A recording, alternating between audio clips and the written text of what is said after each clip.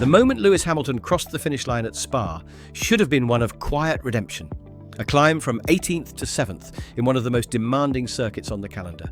But what came next wasn't a celebration, it was an autopsy.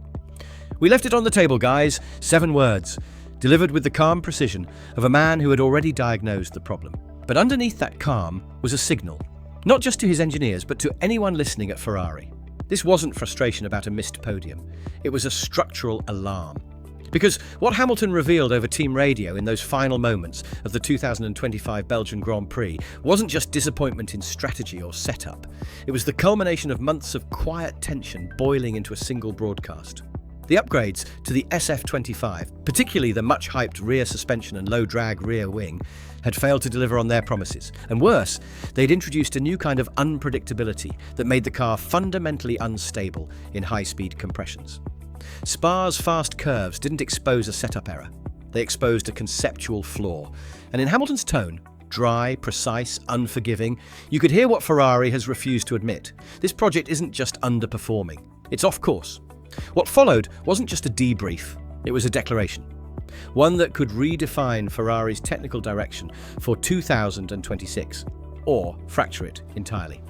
What Hamilton hinted at in those closing seconds was far more than a bad setup or a missed pit window. It was a breakdown in the design logic of the SF25.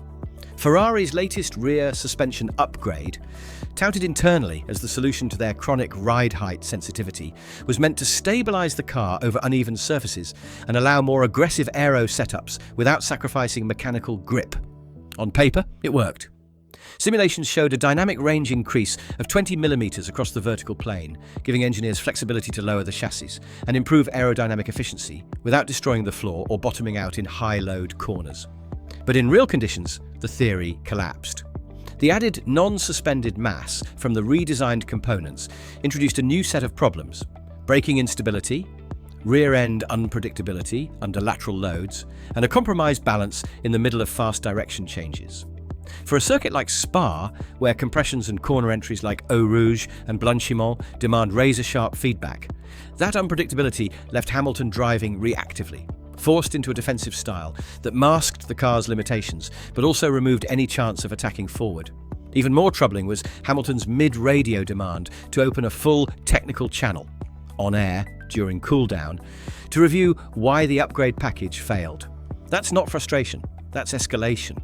It suggests a loss of confidence in Ferrari's internal feedback loops, a warning that the development process is no longer closing the gap between simulator expectations and on-track execution. And when a driver of Hamilton's caliber starts second-guessing the validation process itself, it's not the car he doubts, it's the people building it. In any other context, Hamilton's radio might have been brushed off as heat-of-the-moment frustration, but this wasn't a tantrum. It was a controlled broadcast aimed directly at Ferrari's leadership. The silence that followed was telling. Not a single engineer responded to his critique of the rear-end instability. Not a word from the pit wall when he challenged the upgrade's integrity. Seconds passed before Riccardo Adami finally broke the tension with a single-word reply: copy. No defense, no context, just passive acknowledgement. And that, more than any telemetry sheet, revealed the fracture.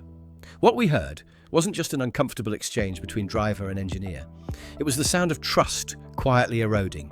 Hamilton, who built a dynasty on tight technical cohesion at Mercedes, now finds himself at the center of a team where no one dares push back. Not because he's intimidating, but because the team itself is divided. His comments in Miami about tea breaks during strategy calls, or the sarcastic jab at Ferrari's Monaco wall for copying Verstappen's tyre plan, were not isolated incidents, they were early warning shots. And now at Spa, the message is explicit. Hamilton doesn't just want performance, he wants accountability. What's emerging behind the scenes is a psychological disconnect. Engineers hesitant to challenge decisions. A leadership vacuum too cautious to admit conceptual failure, and a driver with 7 titles realizing that the championship he came to chase may be slipping, not due to rivals, but due to silence inside his own garage. This isn't about driving style or data sheets. This is about a veteran racing driver asking, who's leading this project? And hearing no one answer back. At this level, that kind of silence can be fatal. Before Spa, the championship picture was still within reach. Hamilton trailed the leaders by just 29 points. Not ideal, but manageable with 9 races remaining and a development upgrade, supposedly tailored to circuits like Spa, Zandvoort and Suzuka. But finishing 7th while McLaren and Red Bull pulled clear wasn't just a missed opportunity. It was a warning shot to Ferrari's title campaign. Every Grand Prix where Hamilton scores 12 instead of 25 is a mathematical wound.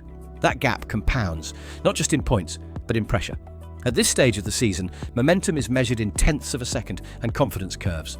And Ferrari's development curve just nosedived. Zandvoort, Monza and Singapore are coming fast. And all three require confidence on the brakes, responsive rear-end traction, and flawless balance through medium-speed transitions, precisely the characteristics the SF25 now lacks. The problem isn't raw pace, it's volatility. Ferrari's setup window is so narrow that a 3mm change in ride height or minor shift in balance wipes out weeks of simulation work. And every time that unpredictability shows up in a race, Hamilton falls out of undercut range, DRS zones become defensive instead of offensive, and strategy turns reactive. At the sharp end of the championship, that turns contenders into also-rans. Without a structural fix, not a setup tweak, but a rethink of how updates are tested and deployed, Hamilton's chances don't just fade, they fracture. And once the math turns against you in August, recovery requires more than just clean weekends. It demands clarity Ferrari doesn't seem to have. Ferrari knows this story all too well. Internal misalignment, wasted potential, and a generational driver caught in the middle. It's not new. In 2014, Fernando Alonso spent an entire season dragging an underdeveloped package through the midfield, voicing quiet frustration over strategic misfires and a power unit program that never lived up to its promise. A decade earlier, in the post-Schumacher era, Kimi Räikkönen inherited a car that looked good in launch photos but fell apart in race conditions, losing consistency and competitiveness to better organised rivals. Now, in 2025, the same ghosts reappear, but with a driver who knows exactly what a championship machine feels like. That's the difference. Hamilton isn't learning Ferrari's systems, he's judging them. Every debrief, every simulation mismatch, every broken promise from engineering is being compared in real time to the ruthless efficiency of his Mercedes years. And that comparison is starting to break the illusion. Spa wasn't just a bad weekend. It was a window into structural confusion, where each update arrives with fanfare, but no integration. In Formula One history, these moments define legacies. When Michael Schumacher arrived at Ferrari in 1996, he didn't just win races. He rebuilt the team's DNA, piece by piece, with Ross Brawn and Rory Byrne forming the feedback loop. Hamilton, by contrast, has stepped into a machine already in motion, trying to inject that same culture of cohesion, but without the same institutional control. And without that, history warns us no amount of talent can compensate. Because in Formula One, championships aren't just won by speed, they're won by structure. And right now, Ferrari looks like it's repeating the mistakes it never fully corrected. Hamilton's final radio message at Spa wasn't just about the present. It was a challenge aimed squarely at 2026. "We cannot repeat these concept errors," he said, leaving the words hanging in dead air. In the world of Formula One, that's not just a post-race debrief, that's a shot across the bow. The 2026 regulations promise a seismic shift. New power units, new aero profiles, and a once-in-a-decade opportunity to reset the competitive order. Teams already deep into next year's concept need absolute clarity now. But what Hamilton exposed is that Ferrari might be making those decisions in a vacuum, without the full integration of driver feedback, simulator validation, and on-track learning. And that's dangerous, because building a car for 2026 without the confidence of your lead driver is like launching a rocket with no trajectory lock. Worse, if the internal disconnect continues, it risks bleeding into the driver dynamic. Charles Leclerc may not be directly at odds with Hamilton, but the balance of influence inside the team is already fragile. Ferrari risks fracturing itself into silos, 2 drivers, 2 camps, and no unifying technical philosophy. Meanwhile, rivals like McLaren and Mercedes are already aligning their long-term plans, using current feedback loops to sculpt next-generation chassis. If Ferrari doesn't fix the trust breakdown Hamilton just spotlighted, then 2026 won't be a new beginning. It'll be the formal continuation of a project that broke itself before the regulations even changed. What we witnessed in that final radio message wasn't just frustration. It was a declaration. A moment when one of the most accomplished drivers in Formula One history made it clear that reputation alone cannot mask dysfunction. Hamilton didn't come to Ferrari to be a symbol. He came to build something lasting. But no champion can construct a legacy on top of a broken process. His message after Spa wasn't aimed at one engineer or one failed upgrade. It was aimed at the culture itself, at the silence, at the hesitation, at the lack of clear leadership when it's needed most. Ferrari isn't just fighting Red Bull or McLaren anymore, it's fighting its own inertia, a slow, creeping inability to align vision with execution. If Hamilton's presence can't spark urgency, then the question becomes existential. Who or what can? For Ferrari, the stakes are generational.